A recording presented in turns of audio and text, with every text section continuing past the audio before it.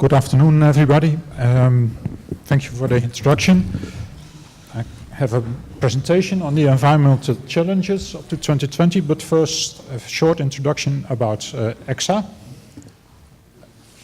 We are an association of associations. I have 20 members, being the National Ship Owners Association of Europe and Norway, I have to add, and perhaps in some couple of weeks I have to say of EU, Norway and the UK, but we'll see what happens.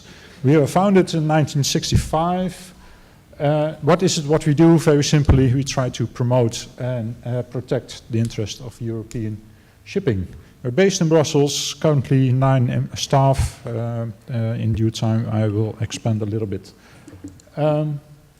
Well, we talk about all kinds of topics that are relevant for the shipping industry. So it's about trade, it's about competitiveness of Europe, it's about environment, of course, I'll come back to that. It's about safety, security, social affairs, a whole lot of topics. At EU level, so we talk to European Parliament, European Commission, other branch organizations. There are a lot of stakeholders in Brussels. We also talk to the NGOs, of course, for example, transport and environment.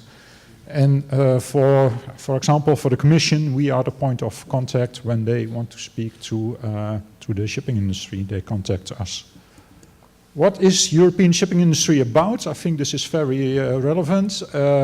Since 2015, we publish these kind of data every other year. Before that, we did not have the figures on the importance of EU shipping, so this is very important to have. And the figure you see right in the top, the 40% European ship owners control 40% of the world fleet. And I think some 50% of that is EU flagged. We are responsible for some 2.1 million jobs in Europe, being the direct employment in the shipping industry, but also the indirect employment in other industries in Europe we are responsible for. Coming back to environmental challenges towards 2020, well, first of all, some remarks about the market conditions. You see there a dollar bill yet, it's burning and it's not sailing to a safe harbor, but it's very difficult for a lot of ship owners. You can say that since September 2008, the collapse of the Lehman Brothers Bank, there is not a real structural recovery in shipping markets. There are some exceptions, and of course some ship owners do better than others in the same market conditions. But overall, it's still very, very difficult. The one exception is the cruise industry. They're making a huge amount of money, and they are investing in quite some new builds.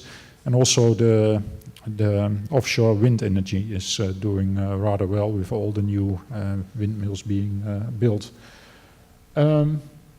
If we talk about 2020, of course, the global sulfur cap, everybody is referring to that, the 0.5 globally. What will that mean? And I think the main point I want to make is that we are concerned as industry about the new fuels that will be there. And the big question is, will the new fuels, will the compliant fuels also be safe fuels? That's the concern we have. If you look at total bunker supplies for the world fleets, about 300 million tons. About 1/3 is Singapore, Fujairah, Rotterdam, Antwerp, and number 5. And 2/3 is all over the globe. And especially for ship owners with the bulk vessels on the tramp markets, they are concerned about the quality of the fuels. They will start bunkering the 1st of January. So what is it what we do as industry? We are preparing ourselves, of course, to deal with the new situation. And also IMO is quite active on that. You see here on the slides IMO support. They published guidelines for the ship owner. It's about risk assessment. It's about mitigation plan, what might the impact be of new fuels. It's about also tank cleaning, of course. If you have a port state control inspection and the sulfur is above the 0.5, you can have a problem there. It's a long list of relevant topics that that a ship owner has to look after, and that is supported by the IMO to provide those guidelines. Also, there are guidelines for the fuel oil suppliers, and the big names, of course, well, we can trust them, but there are also smaller parties on the market. And we have the ban on the carriage of non-compliant fuels, 1st of March 2020, meaning that if you have a vessel and no scrubber installed, and you are having a fuel with sulfur content of above 0.5%, then you have a serious problem as ship owner. So that's also a very relevant thing to take into account. And recently, also on the agenda of IMO is the question of the open-loop scrubbers. We all know that quite a number of ports, not only in Europe but around the world, is banning the use of open-loop scrubbers in ports, and it's becoming a real patchwork for ship owners. It's becoming really intransparent, which port is allowing it, which port did ban it already, which port is thinking about it. And what we asked the Commission here in Brussels, in Europe, please give the transparency, publish an up-to-date table with all the ports with restrictions on the use of open-loop scrubbers. Well, that's a real task for the Commission, and up to my knowledge, there is not yet an up-to-date table. And there's now a submission by the European Commission or European member states to IMO to have the discussion at IMO level about the use of open-loop scrubbers. And will they be allowed in ports, or the submission is talking about sensitive areas.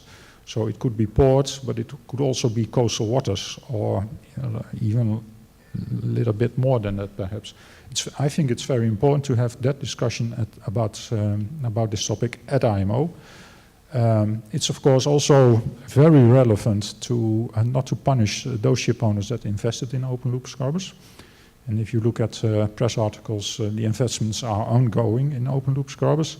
So if there would be new regulation that would limit the use of open-loop scrubbers, then for us as industry, that's a principle when we talk about new regulations that has a retroactive effect, the principle of grandfather clause. So those ship owners that invested in good faith in open-loop scrubbers should not be punished. Another environmental challenge, but perhaps also opportunity, is the CO2 reduction. It was already addressed a little bit today. And when we talk about the perception of the industry, I think that the decision of IMO back April 2018 to establish an initial strategy on the CO2 reduction, meaning that the CO2 emissions by the shipping industry should go down by 50% in 2050. Compared to 2008, that is a real key changer. There were members of the European Parliament present in London, here close in the neighborhood, at the IMO office, and also a Dutch one. I'm Dutch myself, so the most outspoken, I think, member of the European Parliament is Dutch, Bas Eickhout from the Greens, and he was present at the IMO meeting. And afterwards, he was very, very enthusiastic about the agreement, because it's the first global industry with such a kind of a reduction strategy and with such a clear target. And I think it's also very important for the shipping industry itself that that target is now out there. We now know what we have to achieve in a couple of years' time, and you might think it's a long way, 2050, but two remarks about that. 2050, if that would be minus 50%, some say that new builds as of 2030 should already be completely carbon-free. If you want to reach the minus 50 in 2050, given the fact that the vessel is out there on the market for 20, 30 years. And IMO is now discussing short and medium-term measures, because we can have a nice goal if we talk about 2050, and then we can relax and sit back and do nothing. No, there will be pressure on the shipping industry, short and medium-term measures. There's a lot of pressure from the Commission and the European Parliament on IMO to take substantive decisions in the upcoming meeting of the Environmental Committee. It's in May, so a couple of months. And as happened in April 2018, from the side of the industry, there are submissions to IMO, and I think that's also a very important development.